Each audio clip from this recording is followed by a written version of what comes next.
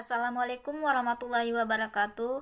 Perkenalkan, nama saya Raisnaya dari Prodi PGMI semester 5 unit 2.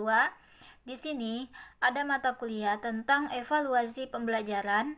Nah, kami dari kelompok 10 membahas tentang tahapan dan contoh membuat multiple choice, benar salah, menjodohkan, dan esai. Jadi di sini ada tahapan membuat pilihan ganda ataupun yang disebut dengan multiple choice.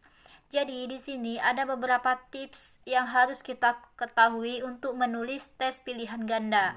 Jadi yang pertama itu, setiap item itu memiliki satu aspek kemampuan yang akan diukur, inti permasalahannya harus dicantumkan dalam rumusan pokok soal.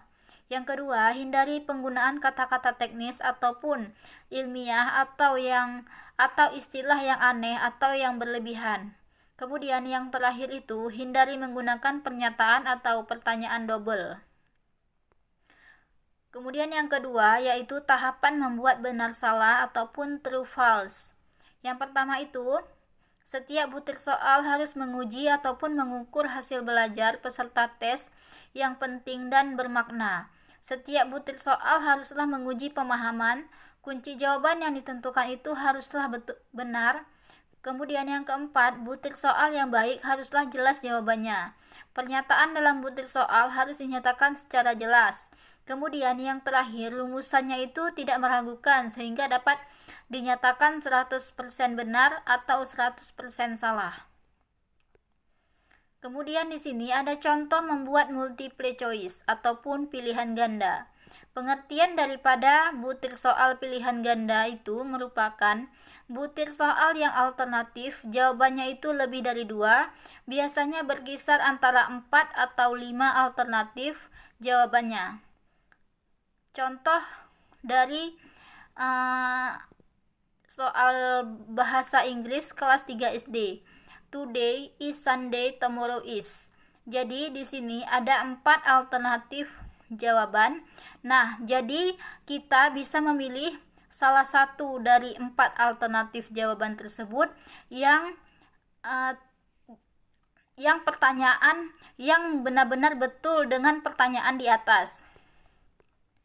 Kemudian yang kedua ada contoh membuat benar salah ataupun true false, yang artinya butir soal benar salah itu adalah butir soal yang terdiri dari pernyataan yang disertai alternatif jawaban, yaitu yang menyatakan apakah jawaban itu benar atau salah, setuju atau tidak setuju, baik atau tidak baiknya. Contoh soal benar salah. Manakah dari besaran berikut ini yang termasuk besaran pokok? Nah, di sini ada kecepatan. Jadi di samping kecepatan ini kita memberikan alternatif jawabannya, yaitu menyatakan misalnya kecepatan ini benar ataupun kecepatan ini apakah termasuk dalam besaran pokok. Misalnya benar berarti buat benar ataupun salah. Misal tidak sesuai dengan pertanyaan di atas. Nah, cukup sekian pembahasan yang saya berikan. Selanjutnya akan dijelaskan oleh rekan saya. Sekian, terima kasih. Assalamualaikum warahmatullahi wabarakatuh. Nama saya Hadi Muhammad Jalil. Di sini saya akan menjelaskan tahapan membuat soal menjodohkan. Yang pertama itu konstruksi soal menjodohkan. Jadi untuk konstruksinya kita harus membuat pernyataan di bawah kolom pertama dan di bawah kolom kedua. Masing-masing haruslah terdiri dari kelompok yang homogen. Jadi pernyataan kolom pertama dan kolom kedua itu memiliki kalimat, masing-masing haruslah terdiri dari kalimat kelompok yang homogen. Selanjutnya, pernyataan pada kolom kedua harus lebih banyak dari pernyataan di bawah kelompok pertama. Jadi untuk pernyataan di kelompok pertama ini, pernyataannya itu lebih sedikit pengetahuannya daripada pernyataan pada kolom kedua. Selanjutnya keunggulan soal menjodohkan. Yang pertama itu baik untuk menguji hasil belajar yang berhubungan dengan pengetahuan. Yang kedua, tentang istilah, definisi, peristiwa, atau penanggalan. Yang ketiga, dapat menguji kemampuan menghubungkan dua hal yang baik berhubungan. Yang keempat, langsung maupun tidak secara langsung. Yang kelima, mudah dikonstruksi. Yang keenam, dapat meliputi seluruh bidang studi yang diujikan. Yang ketujuh, mudah diskor.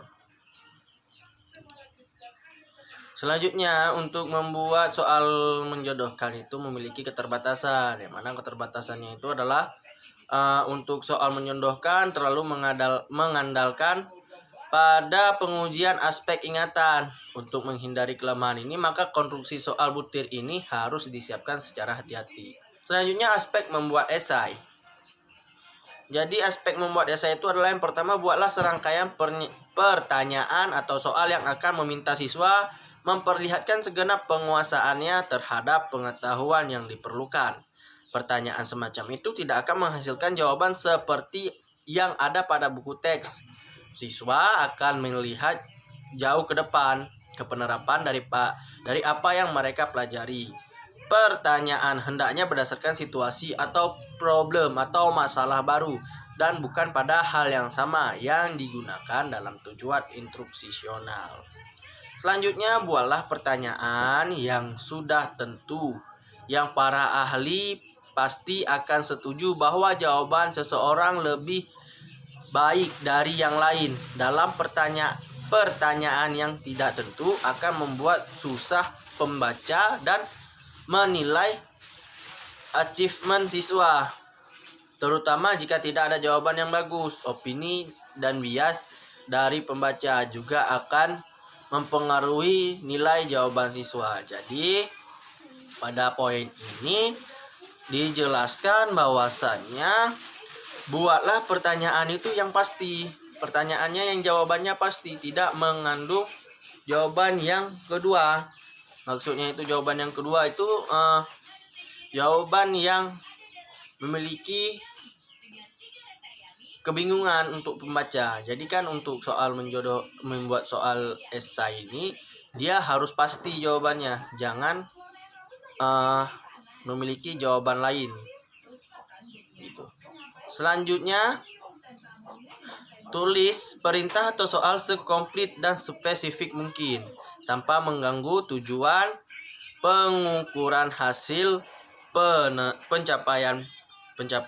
Pertanyaan haruslah berhati-hati sehingga siswa mengerti benar apa yang harus mereka kerjakan. Jangan membiarkan siswa terlalu bebas dari apa yang harusnya diukur. Jika pertanyaan memberi peluang variasi jawaban yang luas dan detail, tetapi bukan merupakan variabel yang relevan. Tentukan juga panjang jawaban yang diharapkan. Jadi pada pertanyaan ini kita diminta menyusun kata itu jelas tapi pasti. Maksudnya ditulislah perintah soal sekomplit dan spesifik mungkin. Jadi di sini adalah meminta soal yang jelas tapi pasti. Gitu. Jadi untuk jawabannya, jangan membiarkan siswa terlalu bebas apa yang seharusnya diukur. Jadi pada pertanyaan itu jangan sampai siswa itu berangan-angan pada saat menjawab. Jadi kita akan kesusahan untuk mengukur penilaian pada jawaban atau pengetahuan siswa. Selanjutnya, secara umum pilihlah pertanyaan yang lebih spesifik, yang bisa dijawab lebih singkat. Semakin banyak pertanyaan yang bisa diskor, semakin tinggi reliabilitas skor tersebut. Semakin sedikit pertanyaan, semakin sedikit juga ambigu buat siswa dan semakin mudah untuk menilai reliabilitasnya. Selanjutnya, hindari pemberian pertanyaan pilihan kepada siswa, kecuali dalam keadaan khusus.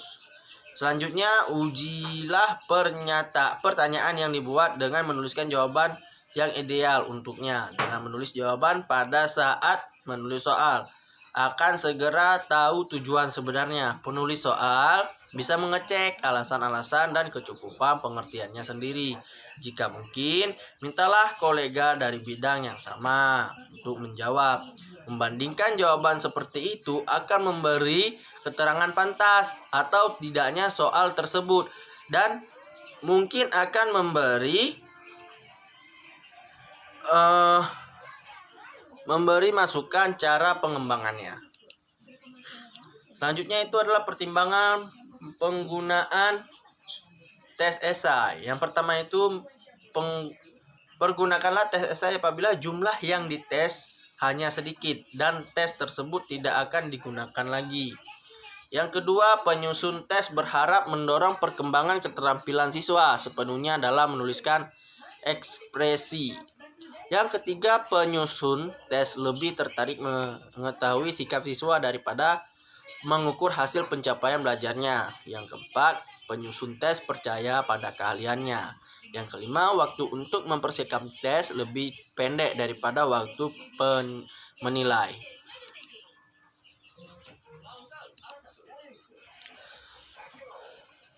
Selanjutnya, jawaban yang diberikan pada soal tes esai bisa sering menyediakan petunjuk tentang bentuk dan kualitas soal pemikiran siswa. Banyak terkait yang bisa diukur oleh tes esai. Tidak didefinisikan dengan jelas, seperti pemikiran kritis, keaslian, serta kemampuan untuk mengatur dan menggabungkan. Karakter jawaban yang disajikan untuk mengindikasikan mana siswa yang mempunyai kemampuan lebih atau kurang, jarang secara eksplisit diatur lebih jauh. Skala Odell pada tahun 1927 dalam Abel 1986 untuk menilai jawaban tes esai memperlihatkan bahwa panjangnya jawaban siswa berhubungan dengan skor yang ia peroleh. Lebih panjang jawabannya, maka akan lebih tinggi nilainya. Assalamualaikum warahmatullahi wabarakatuh. Nama saya Munadi Khairi. Di sini saya akan mempresentasikan tentang contoh multiple choice atau pilihan ganda, benar salah, menjodohkan, dan esai. Jadi di sini saya akan menjelaskan yang pertama itu adalah pilihan ganda atau multiple choice. Jadi teman-teman pasti mengetahui sudah banyak guru-guru memakai pilihan ganda ini di sekolah. Jadi kita pilih antara A, B, C, D menurut kita yang benar. Yang kedua itu adalah benar atau salah. Di sini ada soalannya, manakah dari besaran berikut yang termasuk besaran pokok? Misalnya besaran pokok itu ada 4. Kita pilih aja antara, berarti besaran pokok itu ada 4, ada kecepatan, waktu, panjang, dan luas. Kita pilih aja. Dan yang ketiga itu adalah membuat menjodohkan. Jadi yang pertama itu ada pertanyaan, ada jawaban. Jadi yang pertama itu sebagai contohnya ada mata untuk, misalnya mata ini untuk apa ya? Kita jodohkan yang benar. Jadi mata itu untuk mendengar. Kita menjodohkan yang benar. Jadi yang selanjutnya itu adalah contoh soal esai. Jadi seperti biasanya teman-teman pasti mengetahui di sekolah sudah banyak juga memakai waktu ujian atau ulangan sudah memakai soal esai. Sebagai contohnya ini ada sampai 5, ada sebutkan 3 pembagian rangka tubuh manusia. Jadi teman-teman di sini bisa memakai keempat itu untuk mengevaluasi peserta didik di MI atau di SD. Jadi sekian dari presentasi saya. Kalau ada yang salah, kekurangan, saya mohon maaf. Billahi taufiq wal hidayah. Assalamualaikum warahmatullahi wabarakatuh.